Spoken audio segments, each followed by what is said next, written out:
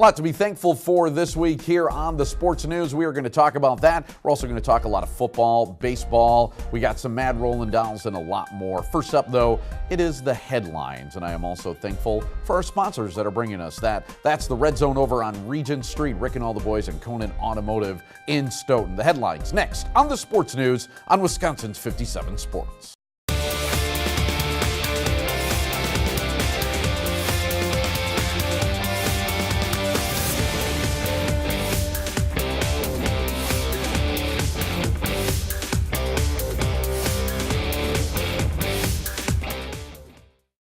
Welcome on into the Sports News, your 30-minute look into the tackles, hits, checks, and dunks that make up the local sports scene. I'm your host, Rich Reynolds, and let's hit the ground running. Now, I think most people would agree that Thanksgiving, well, it's one of the best holidays of the year. Well, easily top three.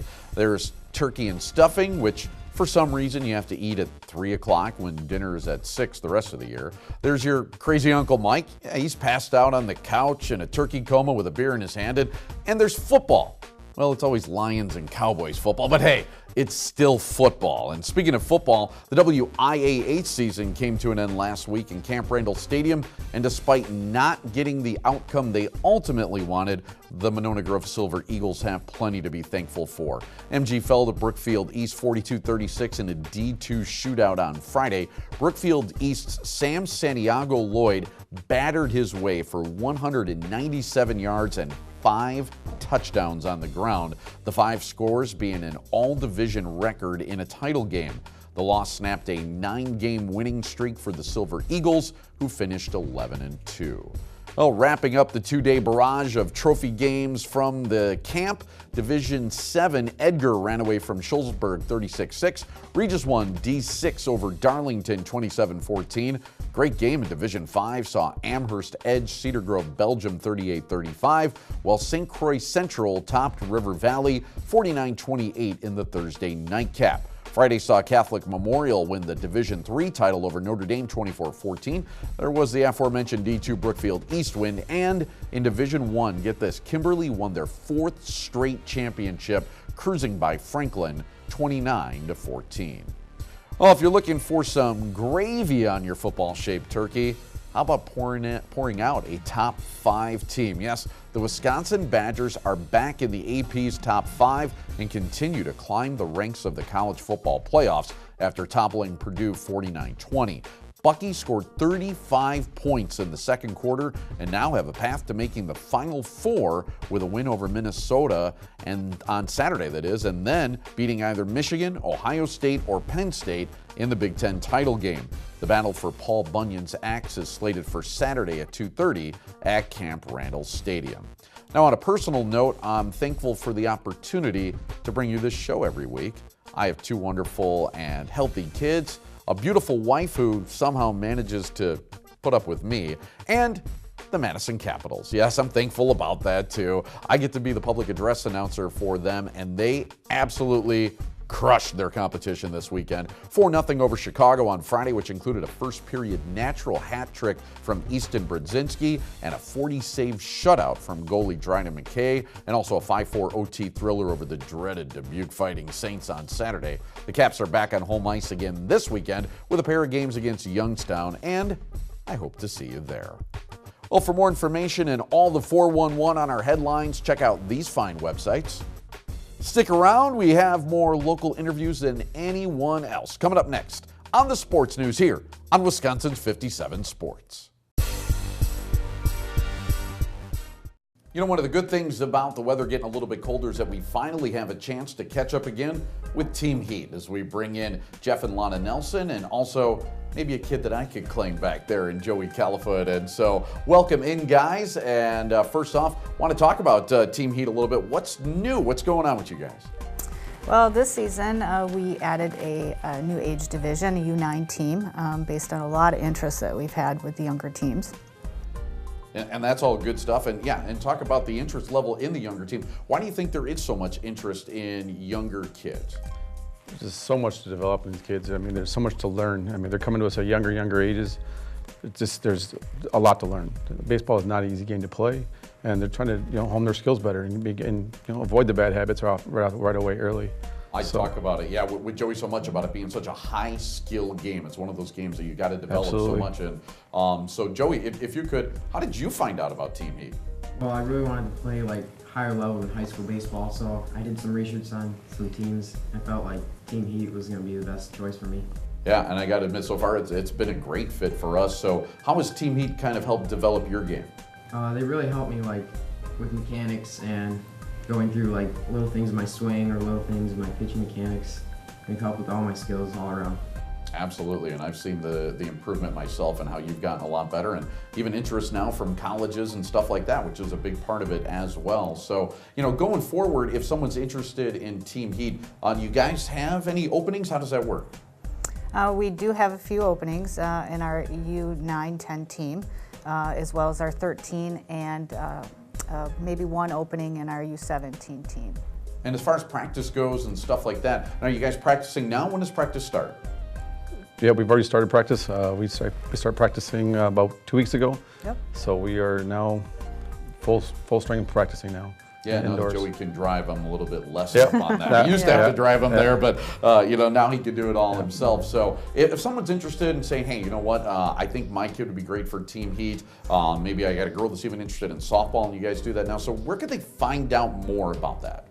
Well, they can go to our website, teamheatbaseball.com. We also are on Facebook, Instagram, Twitter, all of those things, so they can find all our contact information on there. You guys are everywhere. You can also look at the bottom third that's on our screen right now. So good stuff. I'm looking forward to some great tournaments. We got to go, I mean, St. Louis, Minneapolis. You guys were all over last summer. So definitely looking forward to that and seeing Joey develop as well a little bit more. Good going, kid. You did a good job today. So Jeff and Lana, thanks for being on. We'll see you guys next time. Thank you. Brought to you by Conan Automotive, taking care of you by taking care of your family's car.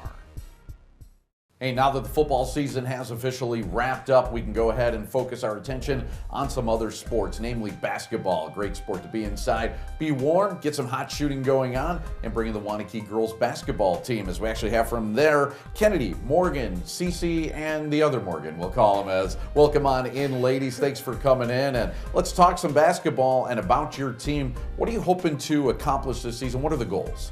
We're going to try to grow as a team together and hopefully win the Badger Conference and make a run in playoffs.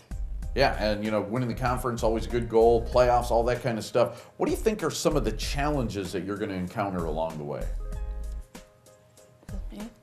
Anybody? Yeah, you. Some of the challenges that we're going to have is we're all not very big, so we're going to have to learn to box out and play bigger than we actually are. Yeah, fundamentals always a big part of the game, and you'll probably hear your coach say box out a lot of times. So as far as playing the game, though, and being competitive, what are some of your favorite aspects about being on the team? I think that we all have pretty good chemistry together. Like, a lot of us have been playing together. Like, I know me, Cece, Ken, and Morgs actually all play together all of our years in high school since we were on varsity. So I think our chemistry is going to be good this year, and we can help incorporate that into all the other players in our team. Yeah, and just talking with you girls a little bit, you seem to have a lot of fun together. So does that also mean that it kind of translates off the court? Do you guys hang out as well off the court? Yeah, it definitely means that we actually just had a team sleepover, and we think that having a lot of team bonding actually really helps how we play on the court. Team sleepover, no boys allowed, right? Right. Always a big thing. I'm a parent of a teenager. I know how that goes. So as you grow out of the team, you end up moving on to college or whatever you end up moving on to. What are some of the things you think you're going to miss about being on the team? I'm going to miss just like the team bonding mostly and just hanging out with your best friends and getting to play the sport you love. Yeah, Absolutely. I would say, like, after every day at school, you're always there together. You're always just like working out and having fun at practice, and it's something I always look forward to, you know. So You talk about it being the sport that you love. What drew you girls to basketball? When I was like younger, I just picked up a basketball and I loved it, and ever since my love for the game grew, I guess. Excellent, yeah. So as we look ahead to the season, do a little self-scouting if you could. What are some of your strengths, you think, and what are some of the weaknesses that you have? We have a lot of good guard play. We're pretty fast. We press a lot. Yeah, I think something that we can work on is rebounding, definitely, because since we are so small, we need to definitely be faster and box out and get to the ball quicker than our opponents. Excellent stuff. Girls, thank you so much for spending some time with us today. Good luck on the season. We'll be checking on you. Thank you. A special thank you to Conan Automotive in Stoughton for supporting local athletics. All right, let's reset again and talk a little bit more hoops, man. Love talking basketball as we're starting to get into that as we bring in the head coach of McFarland High School's boys basketball team, and that's Jeff Meinholt. And Coach, welcome on in, and let's talk a little Spartan basketball here. You've had the first week of practice.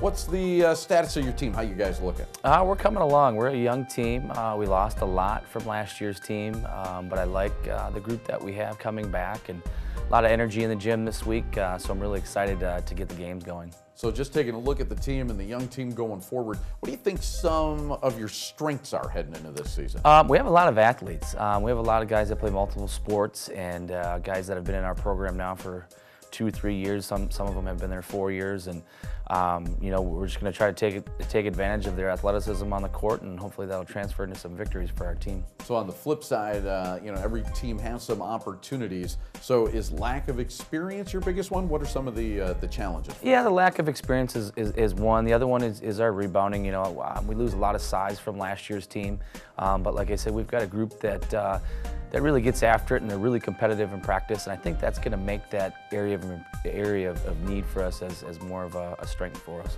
So now, as we're watching the Spartans along the way and on the season, who are some of your leaders? Who do you think is going to help lead the way on the court for you guys? Yeah, we've got a couple of returners, like I said, from last year's team. Brady Butler, who will be a junior for us. He's really vocal in practice and really gets the guys going and gets them fired up. Seth Howery is another returner for us. Just a great leader in the locker room, in the classroom, and on the floor. You know, the Rock Valley Conference, always pretty rugged, and it's one that we always end up keeping an eye on and doing at least one game a year out of the 5 that we end up doing. So when we're talking Rock Valley basketball, who do you think some of the favorites are? Who's, you know, maybe a dark horse too in the conference? I think obviously you have to look at East Troy. They're always at the top of the conference, and they're typically a coach's favorite, and you know, they're the champion until somebody beats them. I believe Evansville has a solid team coming back with some of the players they have, and I think us as a dark horse candidate too is not a bad choice as well. Yeah, especially if you got some athleticism. So in that conference, that could take you a long way. So we're looking forward then to the season opener. You're going to be up against Lodi. So what do you guys got to do to, you know, topple the Blue Devils in that one? We have to worry about ourselves. We have to make sure that we're prepared, both at the offensive end and the defensive end. And it's game one. You know, we're going to have to shake the cobwebs off a little bit and just prepare ourselves mentally and physically for that game. It's going to be a great game up in Lodi. Yeah, it should be good, and hopefully the season plays out well for you guys, and you got a good story to tell in the 16-17 season. So, Coach, thanks for joining us. Good luck the rest of the way. Yeah, thanks for having me. A special thank you to Conan Automotive in Stoughton for supporting local athletics. You know, one of the great things about the athletic department at Waunakee High School is they got such a variety of things that you can do. And for the girls up there, they could even play lacrosse as we bring in the head coach of the Waunakee High School girls lacrosse team. That's Ashley Lochner. And Ashley, thanks for joining us. And if you could, tell us a little bit how you got involved with lacrosse, not only with Waunakee, but with Mela as well. I originally started coaching lacrosse back in 2009. I had been working in Waunakee during that time and just kind of stumbled into it. So I helped participate for the first 2 years before it was involved in Mela. Stepped away to go to nursing school, and when that was all said and done, I'd happened to sit down on the couch one day with my husband and say, I really wish that I could get back into coaching again.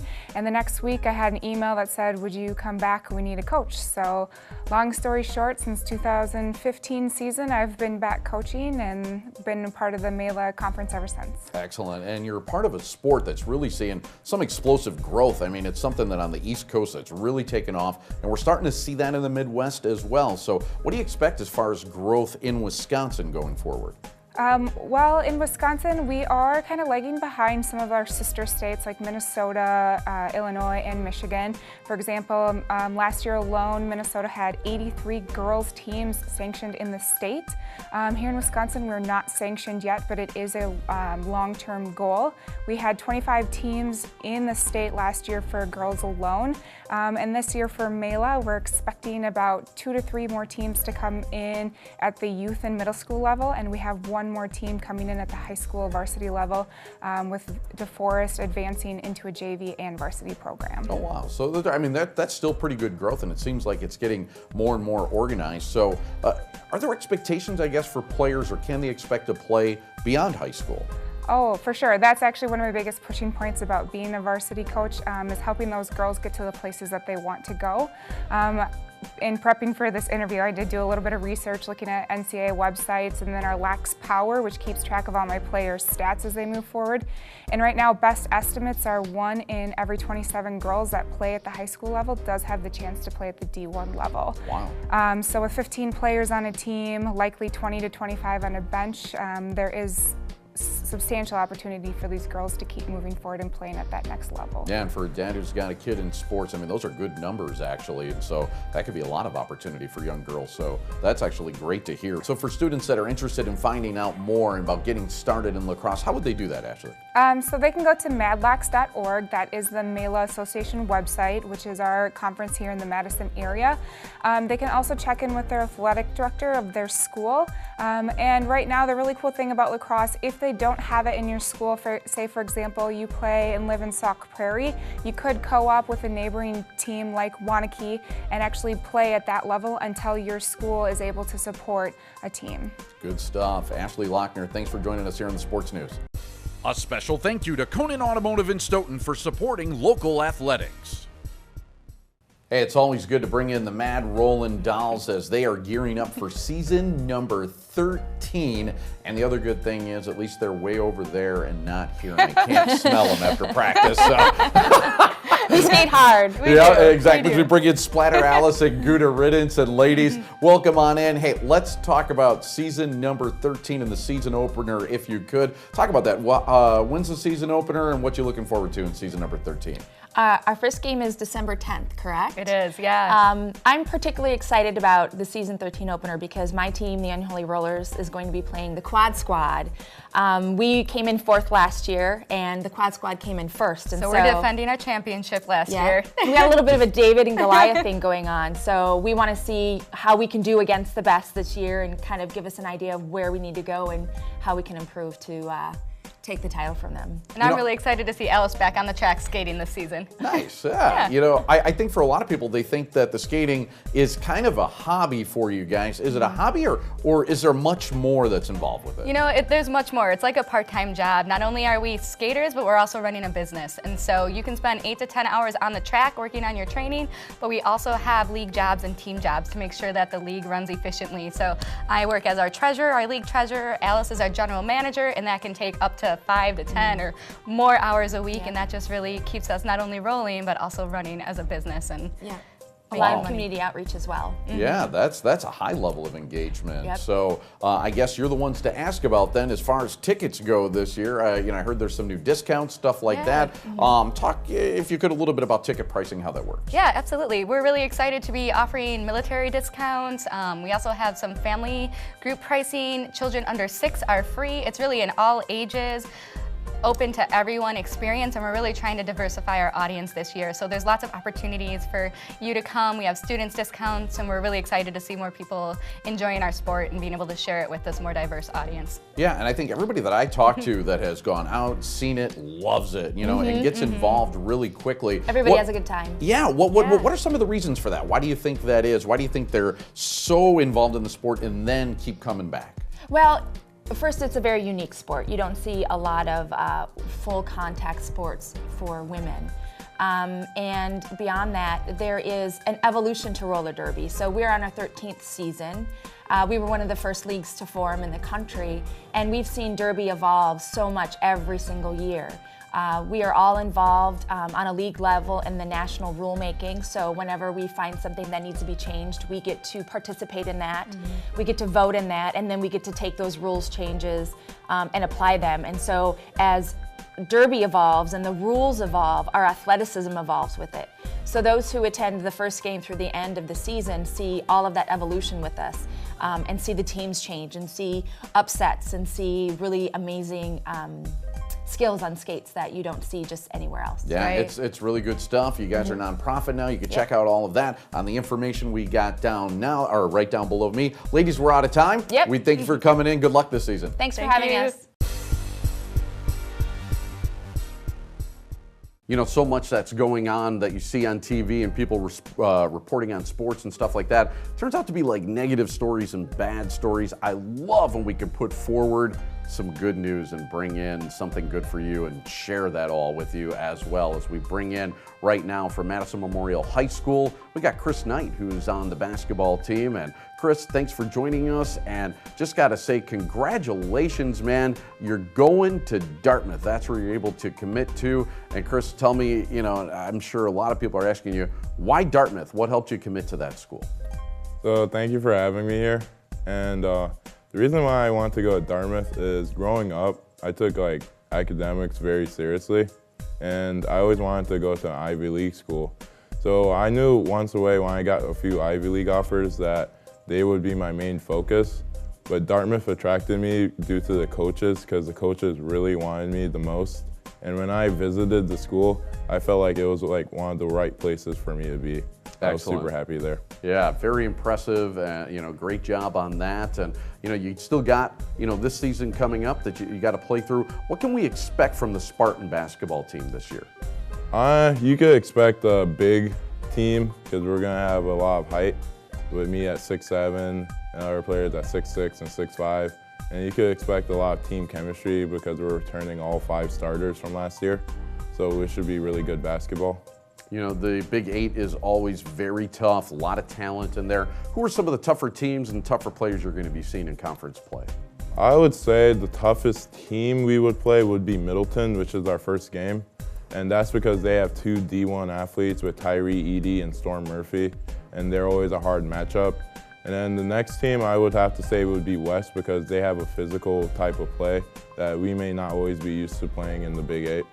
Yeah, we saw that last year when we had them on TV, and they definitely get after it. Now, you also have a tournament this year coming up in Florida again. What kind of experience is that for you and then also your team to be able to travel and play something like that? So Florida is an amazing experience. Like, it's one of the places where you just get to spend some bonding time that you may not always have with your team. You get to go see things that you've never seen before. It helps with the chemistry. You get to learn things about your team that you never knew. And also, you get to play teams from different states that may be at the top of their state, and you get introduced to different types of play and different players. Of course, it always helps too to get out of Wisconsin in the wintertime for a little bit too, so that never hurts. So we got about 20 seconds left. Chris, if you could, your picks, man. Who do you think is going to win the NCAA tournament, and who's going to win the NBA championship? I think Syracuse Orange will win the NCAA tournament, and I will have to stick with the Cavs for winning the NBA. A lot of Badger fans are disappointed with that pick right now, Chris, but congratulations again on going to Dartmouth, and good luck on the upcoming season. Thanks for joining us. A special thank you to Conan Automotive in Stoughton for supporting local athletics. Hey, a big thank you for watching the show today. Also, thanks to all of our guests that made it possible, and a couple of big sponsors, including the Red Zone over on Regent Street and Conan Automotive down in Stoughton. Happy Thanksgiving, everybody. We'll see you next time on the Sports News on Wisconsin's 57 Sports.